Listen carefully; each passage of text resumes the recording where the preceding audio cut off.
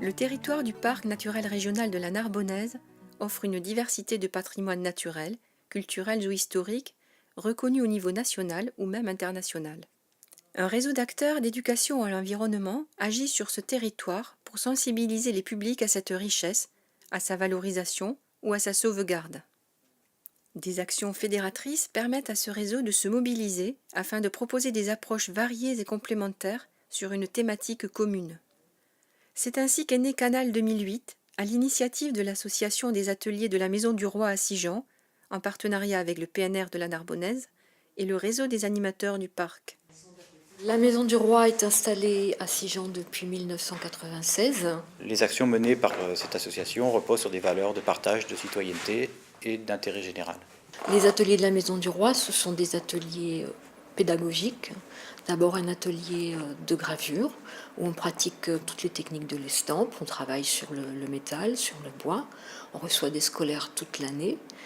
Ce sont des stages pour les vacanciers ou pour les amateurs de gravure pendant les vacances scolaires.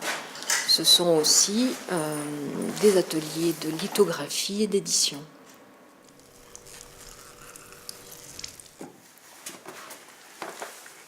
Les galets sont très purs en silice.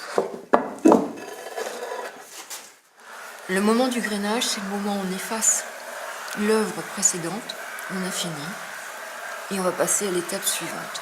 On va grainer, on va repréparer une surface vierge pour un nouveau projet, pour une nouvelle aventure.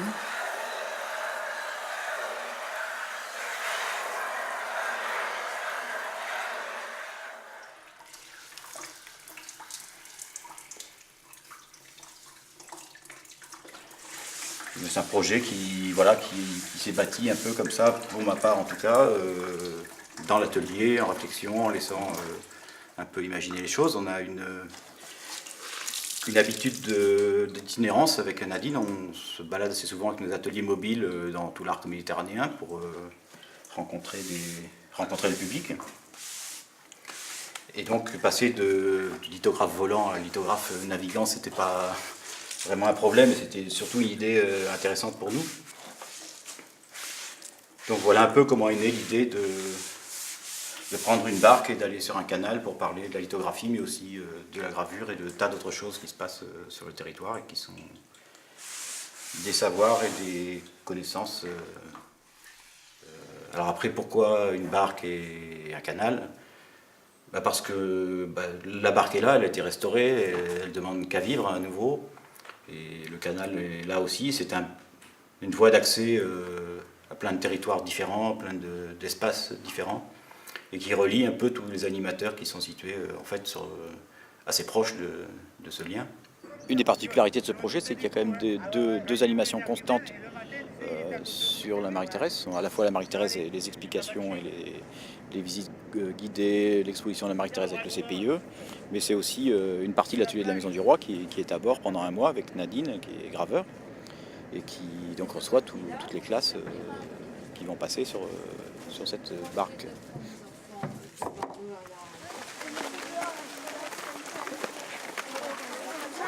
Est-ce que vous les connaissez ces plantes là, qui font ces petits buissons verts, orange, rose, marron là? Ça c'est pas la mer là, hein, d'accord? C'est un étang. C'est où qu'il y a le plus d'eau? De ce côté ou de celui-là? L'eau? Elle va aller de quel côté l'eau? Ce côté. Comme ça, sûr? Vous voyez pas les pichounettes, ils devraient passer derrière. Alors bon, le Salin en lui-même est un endroit qui n'est plus en activité aujourd'hui, mais qui, contrairement au Salin de Gruissant et au Salin de La Palme, qui ont cessé également leur activité, donc c'est là ici quand même qu'il y a le plus d'eau. Donc qui dit eau, dit quand même une plus grande diversité d'espèces. Héron cendré. Alors, le héron cendré niche très peu sur le littoral. Ce sont également des oiseaux qui sont en migration et qui font une halte. Voilà.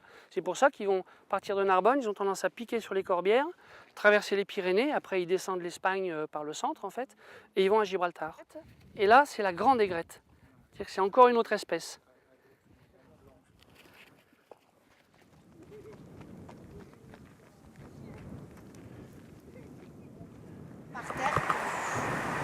Et maintenant, sur les tables, il y a des livres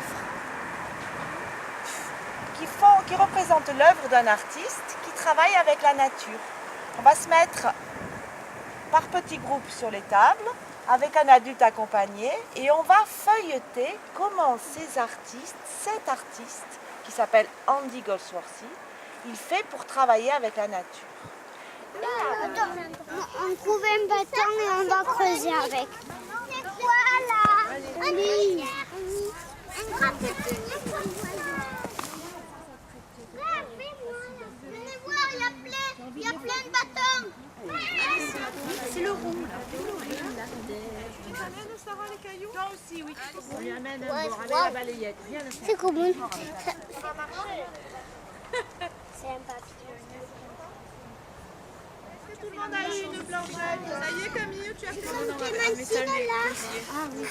Très bien, Julien, c'est exactement ça. Ben, bravo. Allez, Voilà, pour aller, non, tu ça veux c'est le faire coup ton là. aussi?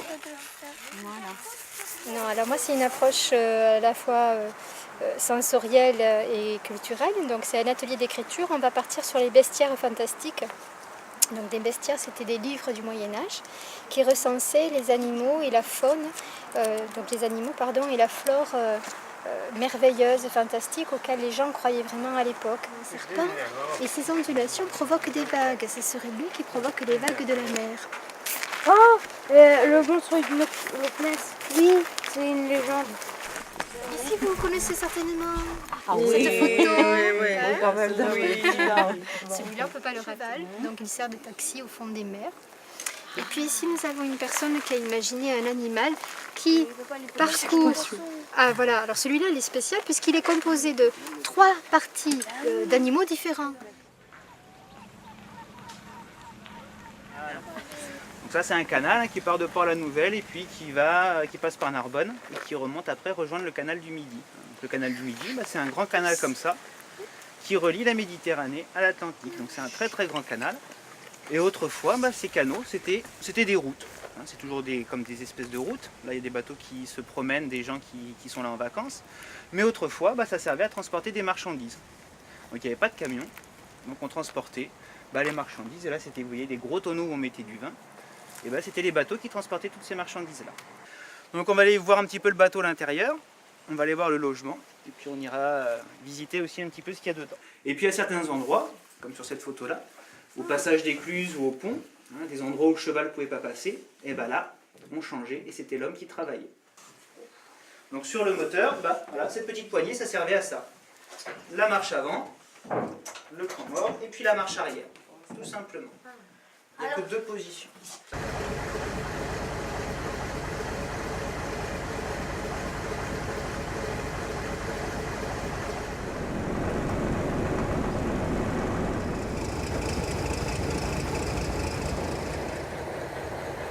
Pour nous, c'est intéressant pour le CPIE parce qu'on est propriétaire donc, de 2 bateaux maintenant. On en avait 3, on en vient d'en vendre un. La Tramontane et la Marie-Thérèse. Et la Marie-Thérèse, en fait, elle appartenait à la famille Denty, à Eugène Denty, qui l'a vendue au fil de sa carrière pour acheter un bateau plus performant qui était la Tramontane. Et en fait, ces 2 bateaux mis côte à côte, d'abord la Marie-Thérèse, c'est le plus vieux bateau d'Europe navigant. Et ces 2 bateaux mis côte à côte, ça représente les outils du canal depuis sa création jusqu'à sa fermeture au commerce.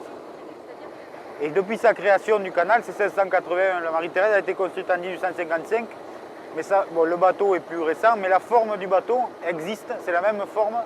C'est une forme qui a été inventée pour exploiter le canal du Midi. Celui-là, il est resté en forme. Alors que la Marie-Thérèse était complètement avachie et s'était déformée. Donc c'est une difficulté majeure pour la reconstruction, comparé à celui-là qui a gardé ses formes, donc on a juste à réparer ce qui est à réparer, quoi.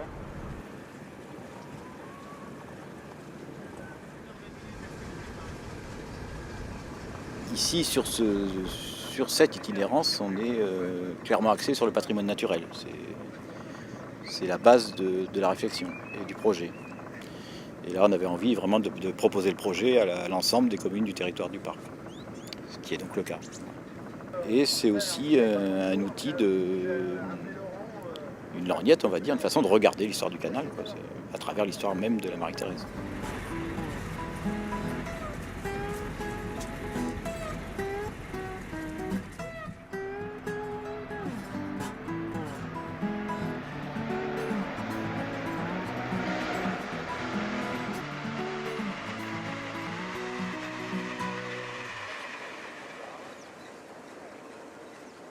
Non, mais c'est marrant.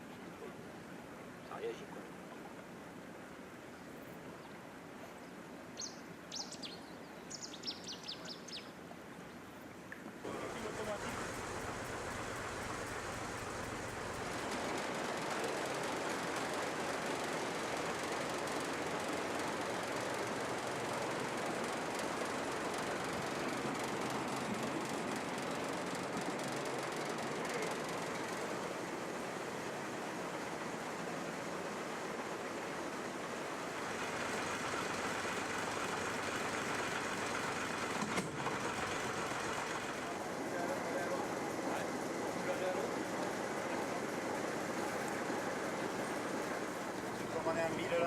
On veut un autre? Ah ouais. Même de l'autre côté.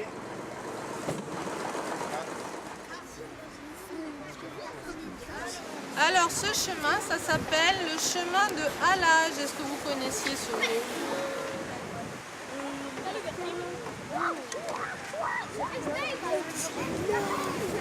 On dessine le canal. En fait,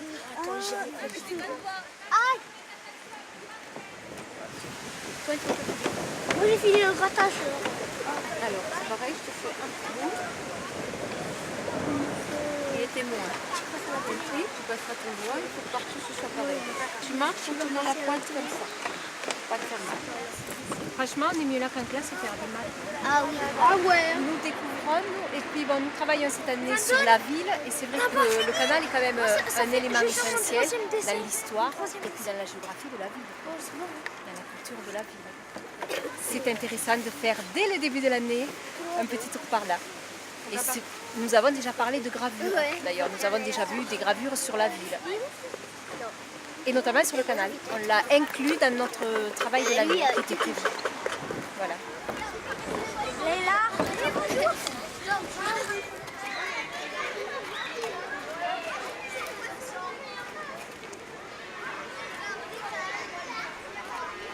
Donc alors là, nous, ce qu'on va faire, c'est on va aller chercher les petites bêtes, les animaux qu'il y a ici autour du canal, et on va chercher quelques plantes. Donc pour ça, j'ai des petites fiches. Vous savez ce que c'est un alevin? Est-ce que ceux qui pêchent, il n'y en a pas qui savent ce que c'est quand même, tu sais pas?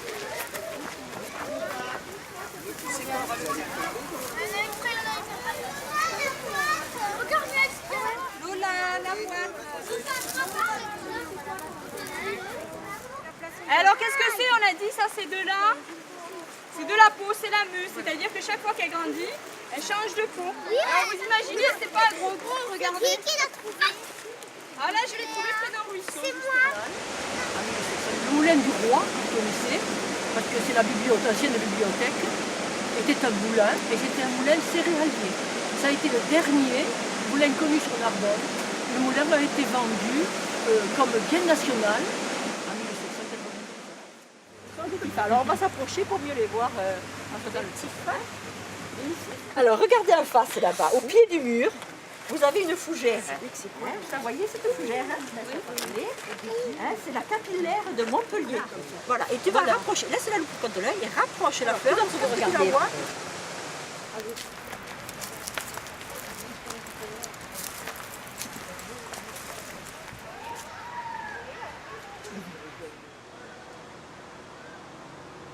Il faut savoir que le jardin des cheminots, ça a été fondé juste après la guerre, pendant la guerre, pour que les cheminots aient des légumes et tout ce qu'il faut à portée de main, vu qu'il y avait des terrains disponibles. C'est devenu un jardin associatif, c'est-à-dire que c'est ouvert, c'est accessible à toute catégorie de gens, autres les cheminots.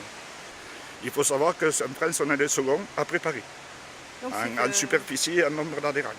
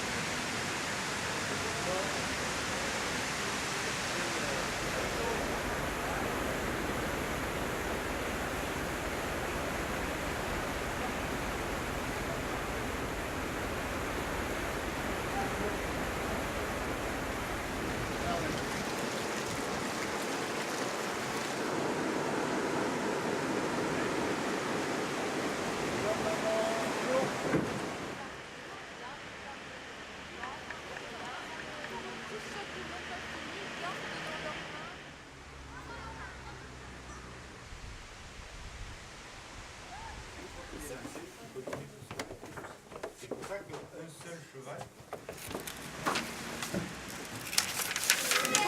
on va pouvoir le tenir sans mettre les doigts dans l'eau.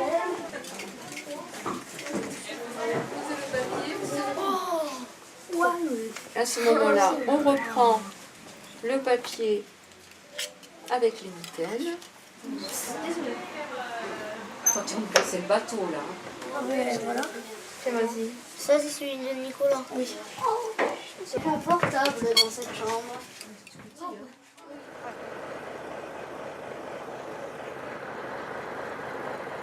Oui, parce que spécialement, ces bateaux-là, ils ont marché soit à l'eau à voile ou c'était tiré par des chevaux, les barques. Et vous avez arrêté quand? Oh, nous, on a arrêté, c'était déjà au temps des moteurs. Mais c'est papa qui avait navigué avec les chevaux pendant la guerre et tout ça. Moi, j'avais une péniche, oui, de bois avec papa. Après, on a eu une péniche de fer avec mon mari, mais bon, beaucoup plus tard. En 70, on avait une péniche de fer. Jusqu'en 70, il y avait les péniches de bois. C'était pas les barques, c'était les bateaux qu'ils appelaient ça les bateaux. C'était une barque parce que c'est rond pour mettre les barriques hein, sur les bandes, sur les côtés. C'est rond pour épouser la forme de la barrique à l'intérieur. Et après les bateaux ils étaient droits et les bords étaient droits. De tout, du blé, de la pâte à papier, de la pyrite, de tout. De la terre, du soufre, de tout.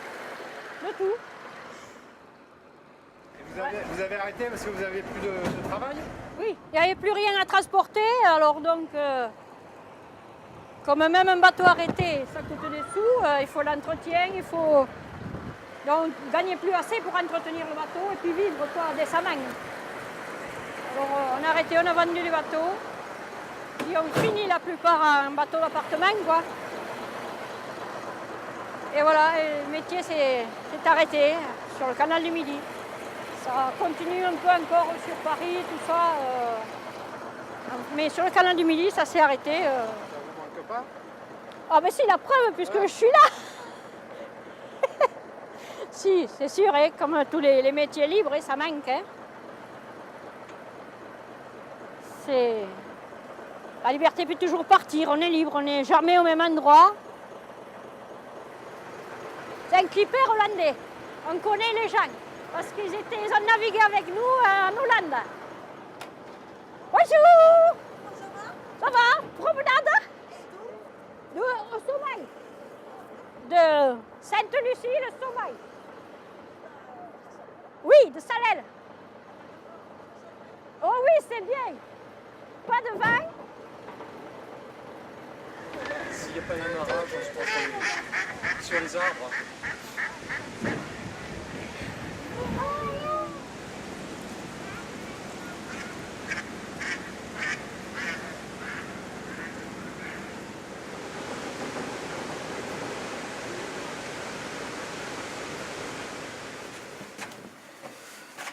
Donc voilà, donc, on a mis à bord de la Marie-Thérèse un atelier de lithographie. La lithographie est une technique d'impression à plat qui utilise des pierres calcaires sur lesquelles on dessine avec une encre grasse, sous forme de crayon, de pinceau, d'encre liquide. Et on travaille donc directement sur la surface de la pierre qui a été préalablement poncée.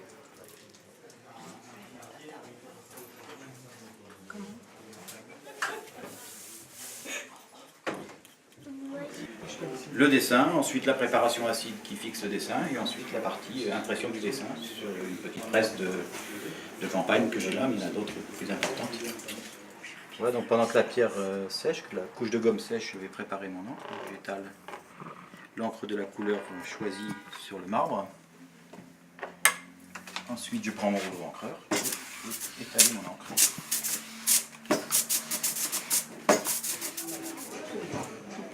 Et on passe sur le dessin, qui va donc se nourrir de la couleur qu'on a choisie.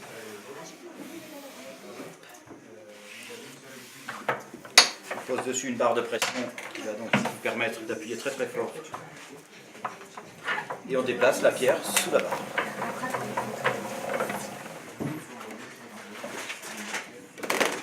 Et donc ensuite on obtient une épreuve imprimé. Je vous explique le déroulement de la balade. On ne va pas loin, on ne va pas très loin, on va passer le pont, on va marcher sur le chemin de l'âge. Et je m'arrêterai de temps en temps pour vous raconter des histoires. Alors, vous allez apprendre la construction du canal, qui était Pierre Paul Riquet, de façon agréable j'espère. Et puis quelques légendes qui ont trait au canal. Et une histoire, on va commencer par l'histoire. Alors figurez-vous que la Lune, eh bien, elle aimait bien se mirer. Elle se servait pour se regarder ou de l'océan Atlantique ou de la Méditerranée. Jusqu'au jour où elle s'aperçoit depuis là-haut qu'il y a des petites fourmis qui commencent à creuser un trou. Et le trou s'agrandit de jour en jour, elle surveille, le trou devient une petite rigole. Et une rigole qui commence à s'éloigner de la Méditerranée vers l'Atlantique. Mais qu'est-ce que c'est cette rigole? Mais qu'est-ce que c'est ce petit ruban? Quel merveilleux petit ruban d'eau, se dit la Lune. Et aussitôt, comme ça, elle en tombe amoureuse. Mais éperdument amoureuse. Du coup, elle décide que lorsqu'elle serait bien grasse, bien ronde, bien pleine, elle n'irait plus se mirer ni sur l'Atlantique, ni sur la Méditerranée. Non, elle viendrait là, au-dessus du canal.